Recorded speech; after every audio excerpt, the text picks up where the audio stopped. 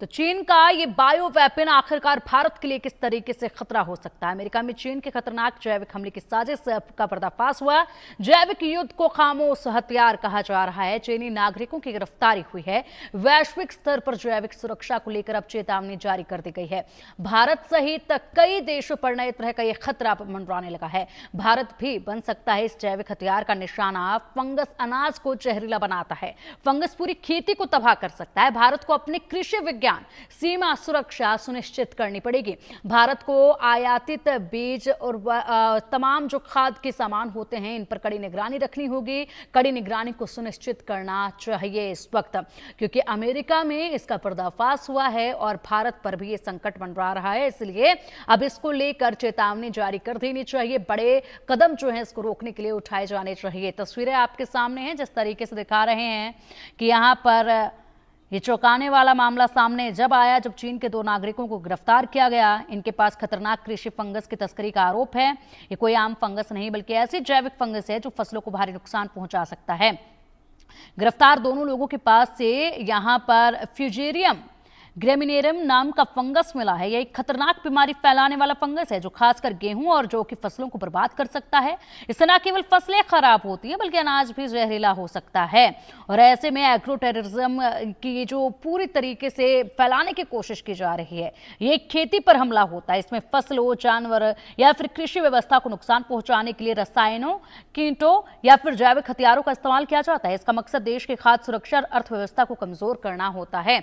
अब चलिए इसी पर अधिक चर्चा के लिए, महत्वपूर्ण जानकारी के लिए हमारे साथ हमारे खास मेहमान जुड़ चुके हैं। खास मेहमानों का रुख करेंगे। इस वक्त हमारे साथ है दिल्ली मेडिकल काउंसिल के vice president doctor Naresh Chawla ji. Sir, बहुत स्वागत है आपका इंडिया न्यूज पर। एक नया खतरा, यहाँ पर हथियारों की लड़ाई भारत ने पाकिस्तान के साथ बखूबी लड़ी। चारों तरफ हथियारों की लड़ाई इस वक्त देखी जा रही है, लेकिन इसी बीच अमेरिका में एक नए खतरे का पर्दाफाश हुआ है जो कि बहुत ही चौंकाने वाला है। ऐसे में भारत पर भी एक खतरा मंडरा रहा है। क्या कुछ कहेंगे इसको लेकर आप?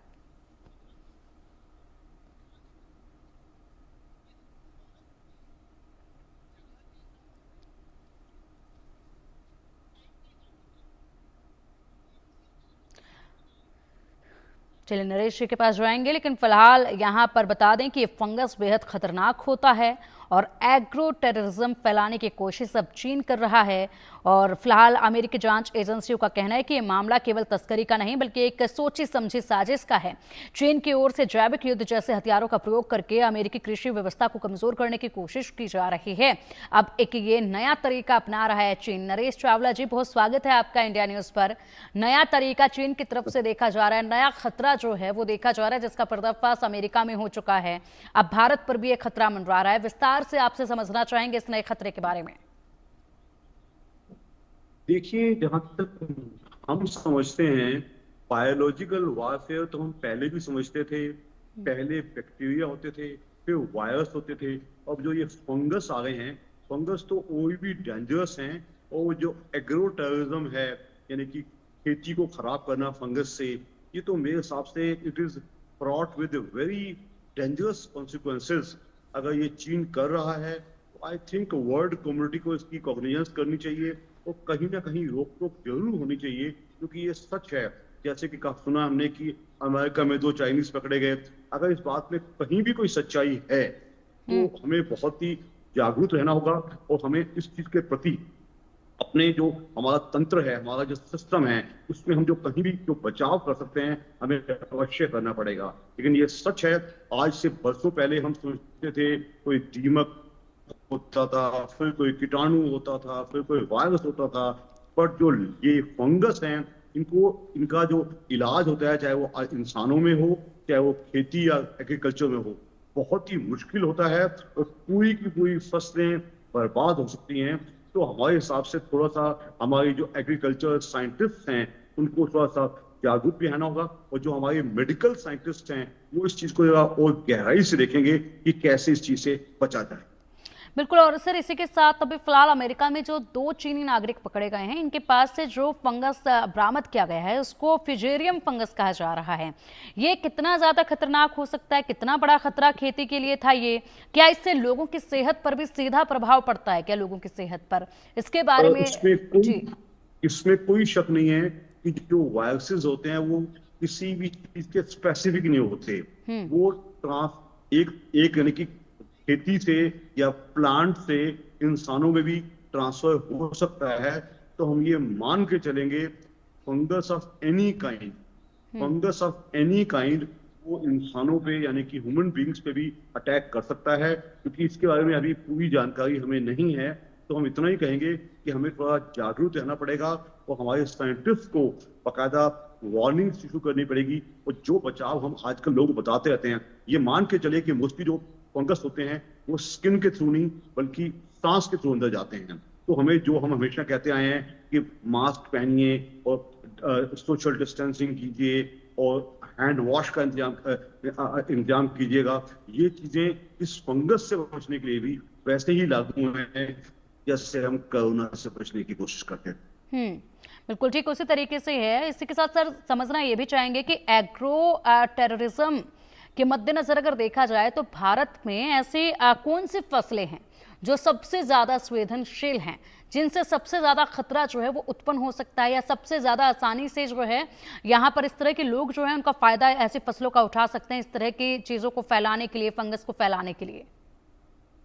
देखिए जी, हमारे देश में जो सबसे बड़ी फसल है वो गेहूं की फसल होती है, वो दूसरी हमारे देश में धान की फसल होती है। इन दोनों पे खतरा ज्यादा आ जाता है। बाकी जो दूसरी चीजें हैं जैसे दालें हैं या दूसरे प्लांट, दूसरे जो हमारी सब्जियां वगैरह हैं, उन पे खतरा इतना नहीं होता। तो जो हमारी जो मोस्ट स्टेपल क्रॉप्स हैं, गेहूं, धान, ज्वार, बाजरा, इन पे खतरा बहुत ज्यादा होता है। तो इन्हीं को हमें बचाना पड़ेगा और इसके लिए बाकायदा जो हमारे एग्रीकल्चर साइंटिस्ट हैं वो कैसे इसका बचाया जाए। कि अभी आज तो हमें सिर्फ खबर लगी है या शक हुआ है, अगर ये सच्चाई है तो हमें उस किस्म का ध्यान जरूर देना पड़ेगा कि हम अपनी फसलों को कैसे बचा सकें। बिल्कुल। और अगर ये सच्चाई है तो इसका ध्यान जरूर देना होगा, क्योंकि अमेरिका में फिलहाल यहाँ पर इस तरीके से पकड़ जो देखी जा रही है उससे हमें भी अभी से सावधानी बरतनी होगी, अभी से चेतावनी जो है वो जारी कर देनी चाहिए। ऐसे में अगर हम लोग बात करें तो भारत में जैविक फंगस या फिर वायरस से लड़ने के लिए कोई सतर्कता, कोई प्रणाली ऐसी जिसके बारे में आप बताना चाहें, और जो इस तरह की प्रणाली का उपयोग जो है इसी समय से किया जाना चाहिए ताकि पहले से ही सतर्क तो रहें, लेकिन अगर इस तरह से फंगस आ भी जाता है तो उससे लड़ने के लिए क्या क्षमता है? देखिए, इसके लिए मैं समझता हूँ कि जो हमारे एग्रीकल्चर साइंटिस्ट हैं वो शायद कुछ बेहतर सुझाव दे पाएंगे, क्योंकि हम तो सिर्फ ह्यूमन बींग्स पे बचाव के लिए बता सकते हैं। लेकिन जहां तक फसलों से बचने के लिए आई थिंक आपको इसके लिए किसी एग्रीकल्चर साइंटिस्ट से एक राय ली जाए तो ज्यादा बेहतर होगा। और लेकिन ये भी सच है कि हमारा देश बहुत बड़ा भी है, यहाँ बड़े किसान भी हैं, छोटे किसान भी हैं, और उसको प्रॉपर जब तक हम एक स्टेट या राज्य की मदद नहीं मिलेगी और जानकारी नहीं मिलेगी और जागरूकता नहीं मिलेगी तो they will be caught unawares. इसके लिए अत्यंत आवश्यक है इसमें राज्य की मदद के साथ और जो हर स्टेट का जो कृषि डिपार्टमेंट है उसकी मदद के साथ और जो कृषि हमारे एग्रीकल्चर साइंटिस्ट हैं उनको इन्वॉल्व करके उनको मदद दी जाए तो हम किसी किस्म की कैटास्ट्रॉफी से बच सकते हैं। बिल्कुल, इस तरह से बचाव जो है वो किया जा सकता है। अगर यहाँ पर हम बात करें इस तरह से अगर कोई फंगस फैलाया जाता है तो मनुष्य के शरीर पर कितना इसका प्रभाव पड़ता है? क्या ये किसी महामारी की तरह काम करने लगता है जिस तरीके से कोरोना जैसी महामारी से हम लड़ रहे हैं? क्या इस तरह की कोई महामारी का खतरा इससे मंडरा सकता है? शरीर पर क्या प्रभाव पड़ सकते हैं? कितने वक्त में ये रिएक्ट कर सकता है? किस तरीके से इस को इस्तेमाल जो है वो किया जाता है?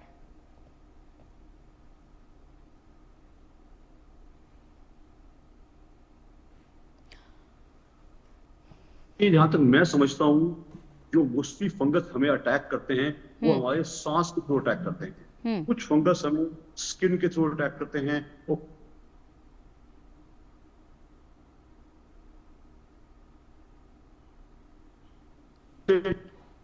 का बचाव। ठीक है सर, आएंगे आपके पास, आएंगे। फिलहाल ये महत्वपूर्ण जानकारी हम दे दें हमारे दर्शकों को कि भारत सहित कई देशों